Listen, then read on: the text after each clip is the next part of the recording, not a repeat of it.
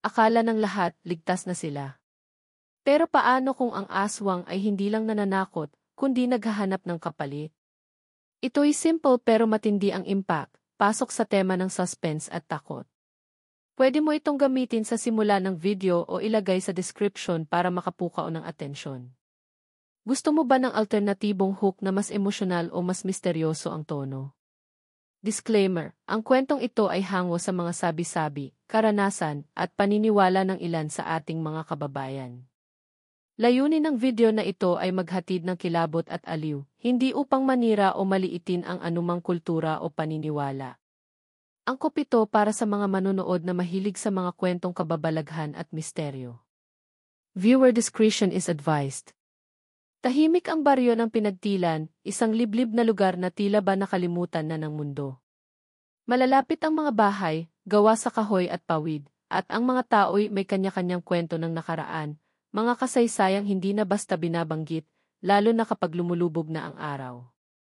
Ngunit minsan, sapat na ang isang bagong mukha upang muling magising ang mga anino ng nakaraan. Ganito ang nangyari noong dumating ang mag-ina mula sa ibang bayan. Hindi nila alam, sa kanilang pagtaka sa sariling bangungot, ay tutungo pala sila sa mas malupit pang dilim. Isang hapon ng tag-ulan, dumating sa baryo si Aling Rosario at ang anak niyang si Lira. Basang-basa ang kanilang katawan, may hawak na lumang bayong at isang supot ng tinapay. Walang nakakakilala sa kanila, ni walang nakaalam kung saan sila galing o bakit sila dumating. Sabi ng ilan, mukhang mabait naman ang mag-ina, tahimik at palaging nagkukulong sa maliit nilang inuupahang kubo sa dulo ng looban. Pero may napansin ang mga taga-baryo, sa tuwing sasapit ang gabi, tila may kakaiba sa paligid ng bahay nila. May mga alingaw-ngaw ng iyak na mahina, parang mula sa ilalim ng lupa. Minsan na may tila aninong gumagapang sa bubong ng mga kalapit na bahay, ngunit bigla ring nawawala kapag tinutukan ng ilaw. Hindi maiwasan ng mga residente na magtanong, sino ba talaga ang mag-inang ito? Ano ang kanilang tinatago? Isang matandang kapitbahay, si Lola Doray, ang nagsabing naramdaman daw niyang malamig ang simoy ng hangin tuwing madadaan siya sa harap ng kubo. Ang kanyang aso, na dati matapang, ay biglang naging mailap at ayaw nang dumaan sa parteng iyon ng looban. Hindi naglaon, nag-umpisang mawala ng alagang hayop ang mga kapitbahay, pusa, manok, pati aso. Laging nawawala sa gabi. Ang mga natitirang balahibot dugo, makikita sa bakuran kina Rosario kinabukasan, ngunit kapag kinumpronta, laging tahimik at umiiyak na lang si Lira. Isang gabi, may batang lalaki na sumisilip sa bintana ng kanilang bahay. Nag-uwi siya ng balita na tila hindi niya lubos maisalita, may nakita akong nakadungaw pero hindi tao. Maputi ang mata at may mahabat matulis na dilat. Pinagtawanan siya ng ilan, ngunit ang iba, nanahimik. Sa baryo ng Pinagtilan, ang mga ganitong kwento ay hindi na bago. Ngunit sa tuwing lumilitaw ito, may mga nawawala. At kapag nawawala, hindi na bumabalik. Lumipas ang mga araw at lalong naging mailap ang mag-ina. Hanggang isang gabi, habang malakas ang ulan at nagbabadya ang bagyo, may sumigaw sa gitna ng dilim, isang batang babae, basag ang tinig, at tila humihingi ng saklolo. Tumakbo ang mga tao papunta sa kubo ni na Rosario. Bukas ang pinto. Walang ilaw. Sa loob, naroon lamang ang kandilang malapit ng mamatay at isang bagay na gumagalaw sa likod ng kurtina. Isa. Dalawa. Tatlong aninong hindi maintindihan ang hugis. Nang matunto ng isang matapang na lalaki ang ilawan at iangat ito sa madilim na sulok, bigla siyang napasigaw. Ngunit bago siya tuluyang makapagsalita, bumalot ang hangin ng isang matinis na huni, hindi sigaw, hindi iyak, kundi parang panaghoy ng isang nilalang na matagal nang nakakulong sa dilim. Hindi pa rin alam ng mga tao kung ano talaga ang nakita nila noong gabing iyon. Ngunit mula noon, wala nang nakakita kina Rosario at Lira. Iniwan nila ang kanilang mga gamit, ang lumang bayong, pati ang isang lumang larawan na may sulat sa likod, ang anak ko'y hindi siya ang inakala ninyong anak ko. Simula noon, tuwing may malalakas na ulan at ang baryo ay natatakpan ng makapal na ulap, maririnig ang pagkatok sa bawat pinto, 3 beses lang, mahina, ngunit sapat para gumising ang mga alaala. At sa tuwing may bagong dumadayo sa baryo, natatakot ang mga tao dahil baka ito na naman ang simula ng panibagong gabi ng lagim. Hindi makalimutan ng mga taga-pinagtilan ang gabing iyon, ang sigawan, ang biglang pagkawala ng mag-ina, at ang malamig na hangin na tila ba may kasamang bulong ng mga nilalang na hindi mo kita, ngunit ramdam mo ang presensya. Simula noon, naging mas tahimik ang paligid pero hindi sa normal na paraan. Ang katahimikan ay tila isang babala, isang panahimik bago ang panibagong sakuna. Lumipas ang mga araw ngunit walang gustong pumasok sa kubo ni na Rosario. Kahit ang kapitan ng barangay ay hindi naglakas loob na siya sa atin ang loob. Sabi ni Mang Simang, isang matandang mang-uling, nakita raw niya si Lira sa likod ng bahay isang gabi, nakaupo sa ilalim ng puno ng mangga, at nakatitig lang sa buwan. Hindi siya kumikibo, hindi rin siya gumagalaw, parang estatwa. Pero nang muling tumingin si Mang Simang, wala na raw si Lira. Tila ba natunaw sa dilim? Mula sa araw na iyon, sunod-sunod ang mga kakaibang pangyayari. Nagsimula sa mga tunog sa gabi, pagkakaluskos ng paa sa bubong, mahihinang katok sa bintana, at ang paulit-ulit na iyak ng bata na tila malayo pero papalapit ng papalapit. Isang umaga, natagpuan ng isang mangingisdang si Calando ang kanyang bangka na wasak, at sa buhanginan ay may mga bakas ng paa, mga yapak ng bata, ngunit may mga kuko na tila hindi tao. Nang sundan niya ang mga yapak, nagtapos ito sa paanan ng puno. At doon niya nakita ang isang maliit na piraso ng damit ni Lira, duguan. May mga nagsasabing baka raw pinagmumultuhan lang sila ng konsensya, dahil itinaboy nila ang mag-ina. Hindi ba't pinalayas nila ang dalawa dahil sa takot, at hindi dahil sa katiyakan na sila nga ay may ginagawang masama? Pero hindi maikakaila na simula nang dumating sila, nag-iba ang ihip ng hangin sa baryo. Sabi ng mga matatanda, may mga nilalang na sumusunod sa mga taong may tinatagong sumpa. At minsan, hindi mo alam kung sino talaga ang sinumpa, ang batang tahimik lang at nakatingin sa iyo, o ang inang puno ng takot at lihim sa kanyang mga mata. May isang gabi, habang nasa gitna ng kalakasan ng ulan, isang batang lalaki ang nawala. Anak ni Aling Bining, isang tindera sa palengke. Pinilit niyang hanapin ang anak niya kahit binabaha na ang daan. Ang sabi ng ilang bata, nakita raw nila ang bata na may kasamang batang babae, papalayo sa looban.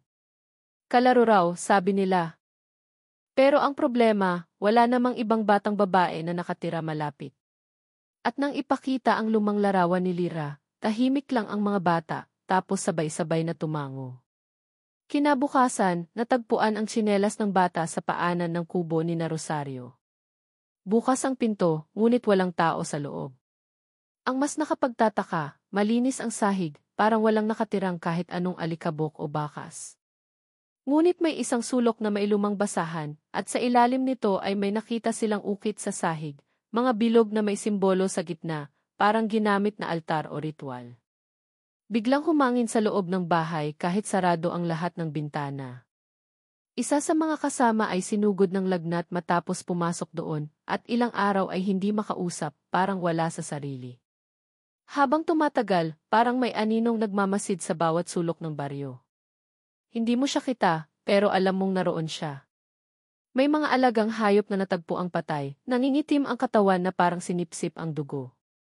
Sa gabi, may kumakaluskos sa mga bubong, pero walang makitang kung sino. At kapag binuksan mo ang bintana, ang tanging maririnig mo ay mahinang tinig, "Huwag mo akong iwan, Mama." Dito nagsimula ang mga tanong na hindi na masagot. Sino nga ba si Lira?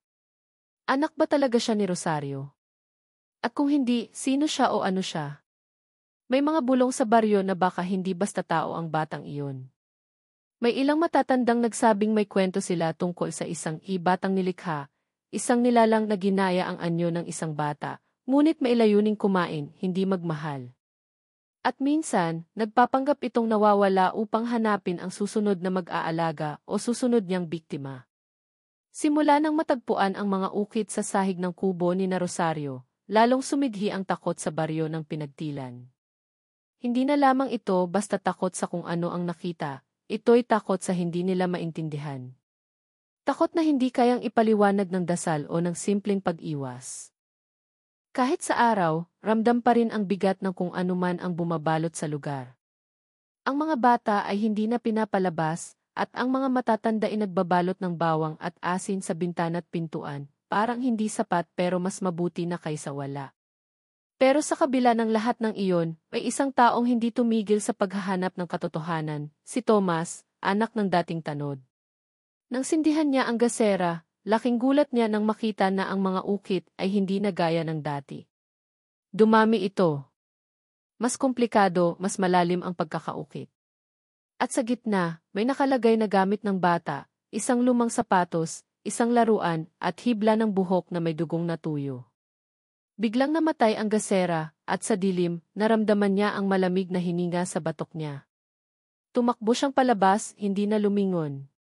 Kasabay nito, sa kabilang bahagi ng baryo, si Aling Dorey naman ay nakakaranas ng panaginip gabi-gabi. Sa kanyang panaginip, nasa loob siya ng isang kuweba, madilim at basa. Sa dulo ng kuweba, naroon si Lyra, nakatalikod, nanginginig.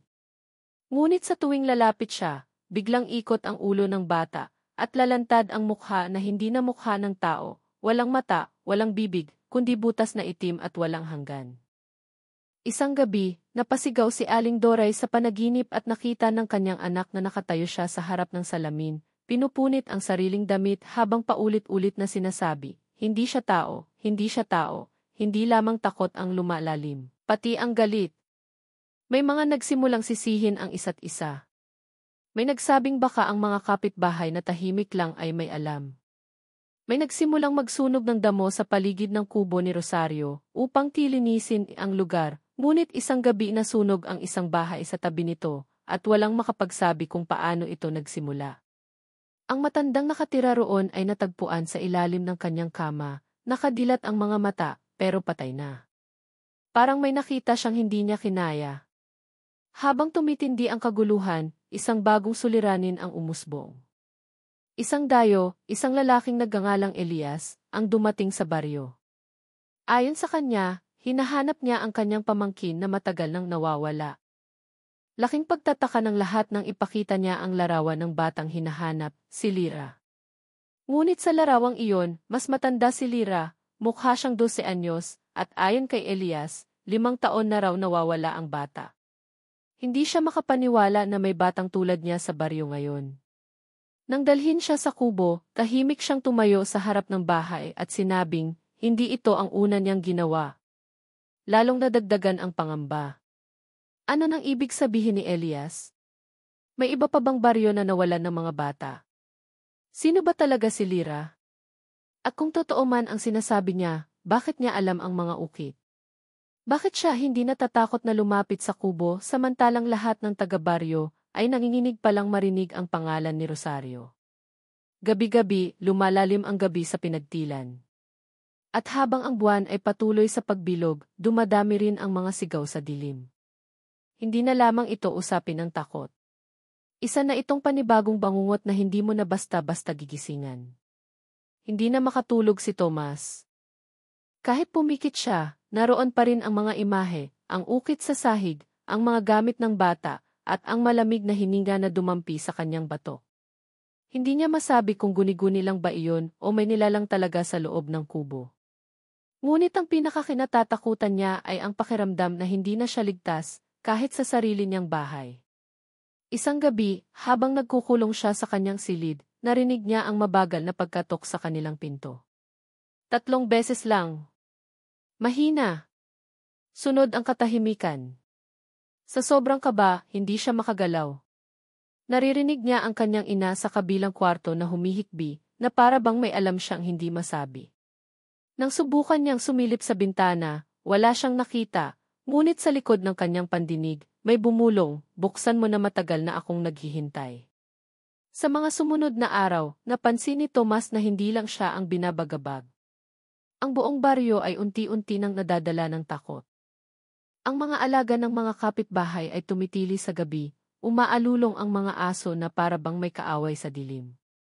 Sa gitna ng gabi, may tila aninong naglalakad sa paligid, pabigla-biglang nawawala kapag sinundan ng ilaw, ngunit palaging nasa gilid ng paningin. Dumami ang mga bangungot.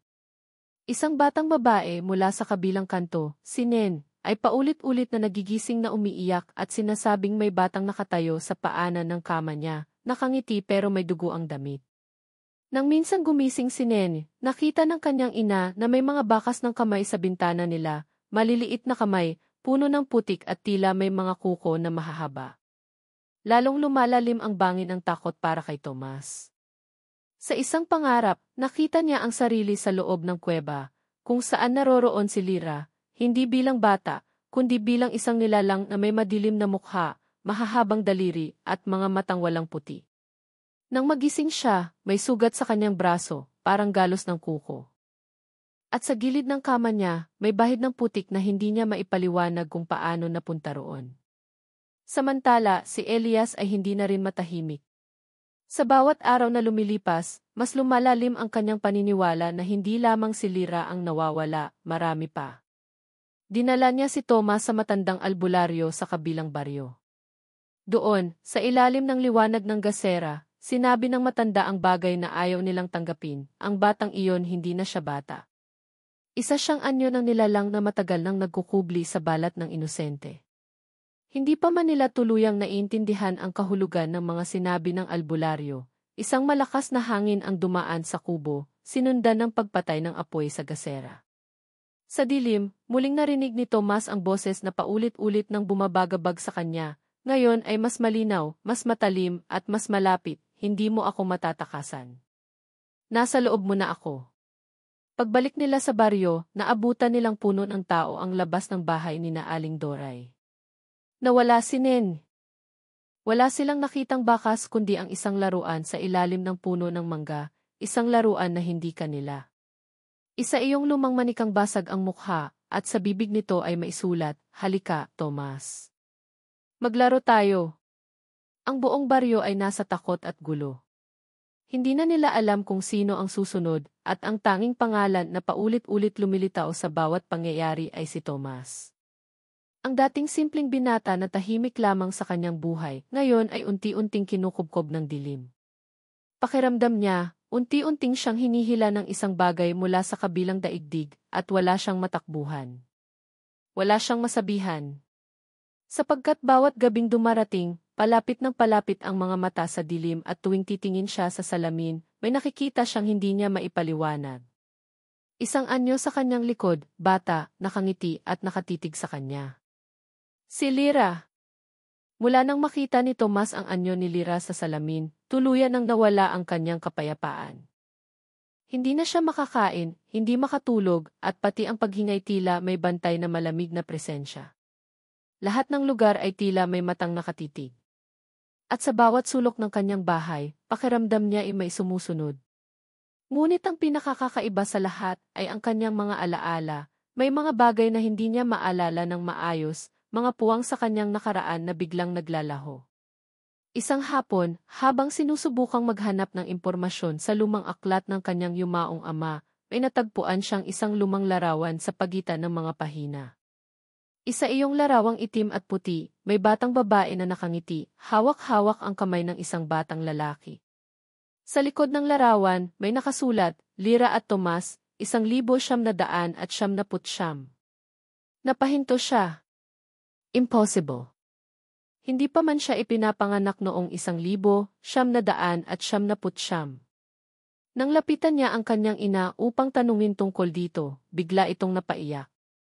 Ilang minuto siyang hindi makapagsalita, saka bumulong, "Hindi mo dapat alalahanin, anak. Hindi ikaw ang pinili. Pero ikaw ang naiwan."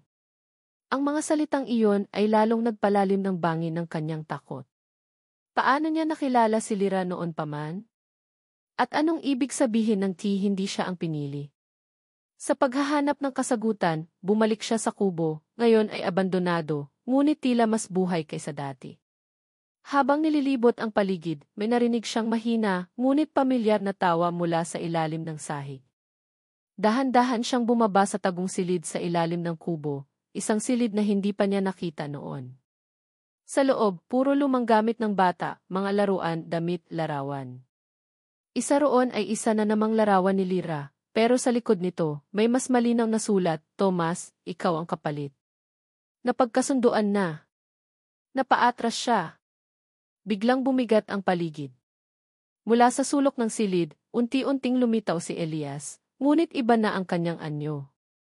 Ang kanyang balat ay tuyot, ang kanyang mga mata ay itim na parang bangin. Thomas, hindi ka nila sinabihan. Hindi ka nila iniligtas.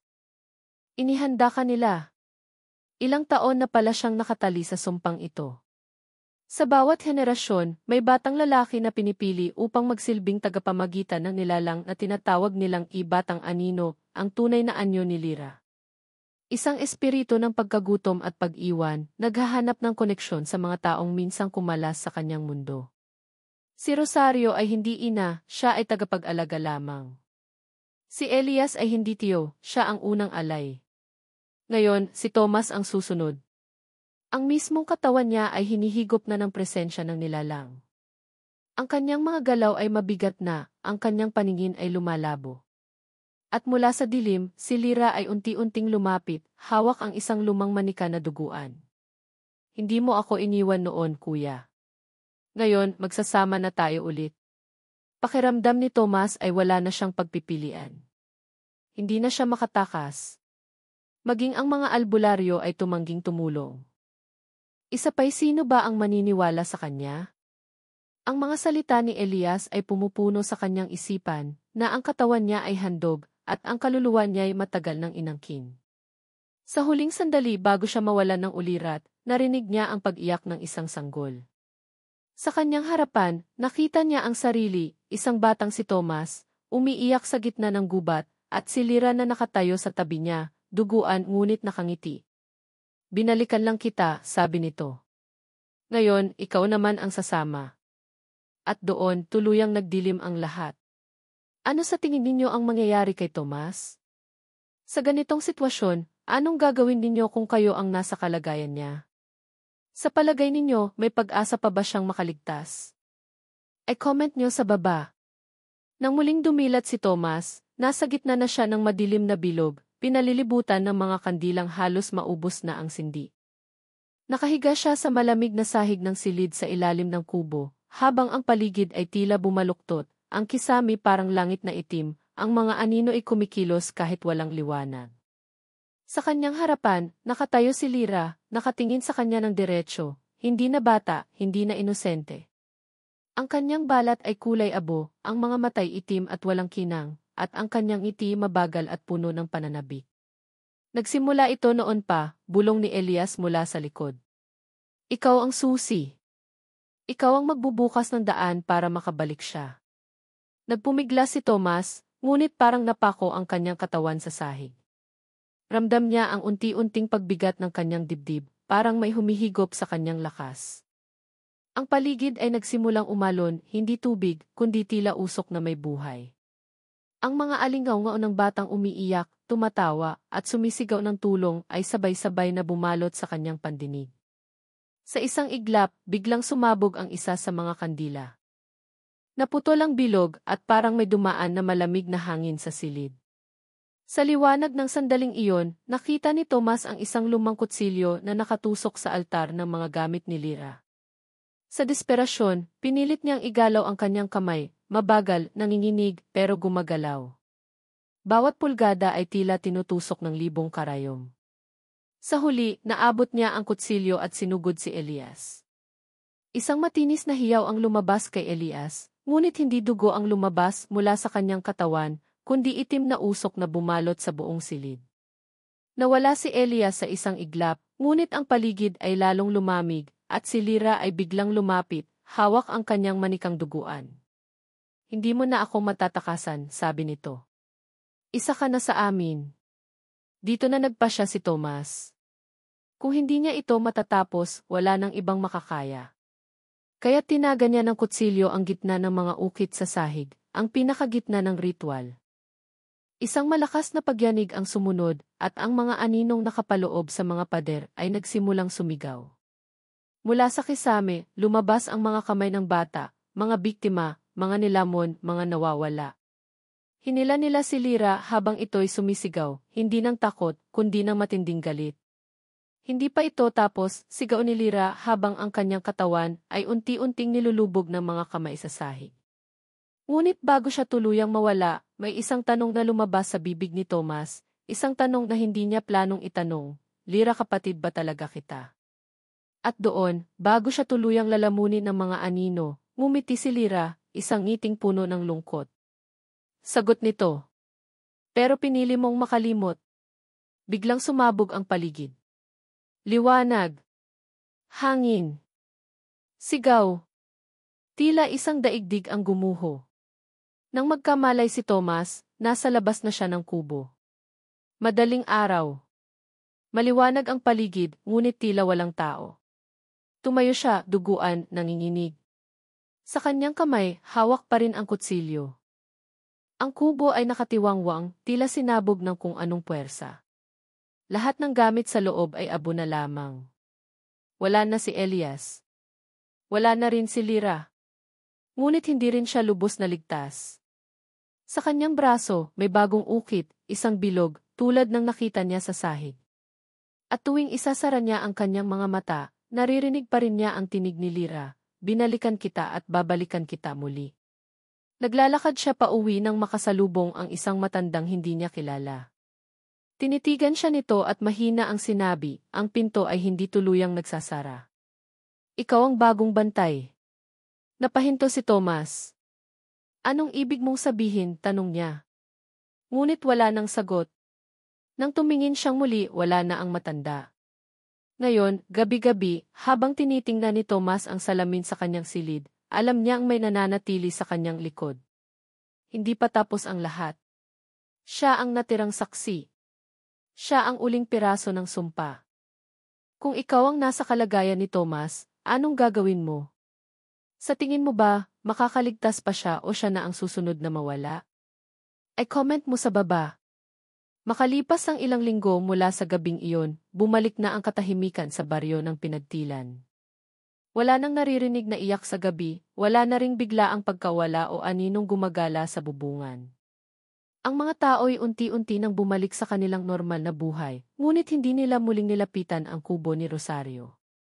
Pinagdesisyonan ng kapitan na sirain na lamang ito, ngunit sa bawat pagtatangkang gibain, lagit-laging may nasasaktan, nahuhulog sa bubong, tinutusok ng pako, o biglang sinasapian ng matinding pagkabalisa. Kaya't hinayaan na lang nila itong maagnas sa paglipas ng panahon, parang isang sugat na ayaw ng galawin. Si Thomas, sa kabilang banda, ay hindi kailanman bumalik sa dati. Tahimik siyang nanirahan sa bahay ng kanyang ama, bihira nang makisalamuha sa iba. May mga araw na hindi siya lumalabas ng bahay, may mga gabi namang maririnig siyang nagsasalita mag-isa. Ang iba'y nag-aakalang nasiraan na siya ng ulo sa lahat ng nangyari. Ngunit may iilan, lalo na ang matatanda, na naniniwalang gising siya sa katotohanang ayaw tanggapin ng iba. Siya lamang ang tunay na nakaalam kung ano ang nasa likod ng mga nawawala. At siya rin ang nananatiling bantay, hindi lang ng baryo, kundi ng pinto na minsang binuksan. Sa kanyang kwarto, nakasabit pa rin ang lumang larawan na natagpuan niya, siya at si Lira, hawak kamay. Hindi niya alam kung totoo ba talaga iyon, o isa lamang ilusyon ng sumpa. Ngunit isang bagay ang sigurado, may koneksyon sila, malalim, masakit, at hindi basta mabubura ng panahon. Sa tuwing titingin siya sa larawan, pakiramdam niya ay naroon pa rin si Lira, nagmamasid, nag-aabang. Isang gabi, habang binubuksan niya ang kanyang bintana, may napansin siyang papel na nakasilid sa ilalim ng pinto. Isa iyong sulat, isinulat sa lumang papel, gamit ang pulang tinta. Walang pangalan ng pinanggalingan. Nakalagay lang, hindi pa tapos. Isa ka ng tulay. Darating ang panahon, babalik siya at kailangan mong pumili. Napaupo si Thomas, hawak ang papel na iyon. Napatingin siya sa salamin sa tapat ng kama niya, at doon, sa gilid ng kanyang paningin, nakita niyang may batang babaeng nakatayo sa madilim na sulok ng kanyang silid. Hindi siya gumagalaw, hindi rin siya nagsasalita. Pero alam niyang si Lira iyon. Mas matanda na. Mas maputi. Mas tahimik. Kinabukasan, wala si Thomas sa bahay. Naiwan ang bintana niyang bukas, at ang larawan nila ni Lira ay wala na sa dingding. Sa mesa, may naiwan lang na isang bagay, isang laruan. Isang sirang manika. At sa loob ng bulsa ng manika, may sulat na muling nakasulat sa pulang tinta, hindi ka namin kinalimutan. Kaya huwag mo kaming kalimutan. Ngayon, gabi-gabi, may naririnig na namang mahihinang katok sa ilang bahay. Minsan 3, minsan 4. Mahina lang, halos hindi marinig. Ngunit sapat para alalahanin ng mga taga-pinagtilan ang isang pangalang hindi na nila gustong banggitin. Si Thomas, ang huling tulay. At si Lyra ang batang binalikan. Sa ganitong sitwasyon, anong gagawin mo kung ikaw ang naiwan? Sa palagay mo, nasaan na si Thomas? At si Lyra talagang nawala na ba, o may hinihintay pa siya? I-comment mo sa ibaba kung gusto mong ipagpatuloy natin ang kwentong ito. Baka ito'y simula pa lang ng mas madilim na kabanata.